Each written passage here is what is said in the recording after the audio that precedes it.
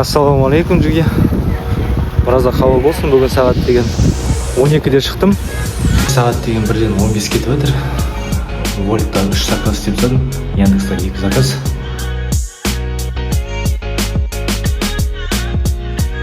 Кеше алтындардан шығып жатсам, бір вольттың курьері деген Кей Спортаж алып кетті, екіншісі Камрюх алып кетті, үшіншісі там Эстим алып кетті. Мен өзімде грантымен бір бейшара сезіп қалдым бар ғой.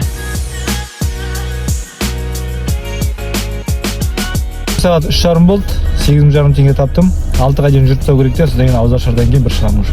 В общем, ауызашып алып шықтым. Қалған 4 заказым қалып еді, 15-ке жеткізуге. Соның 3-шісін алып кетуге келіп тұрмын.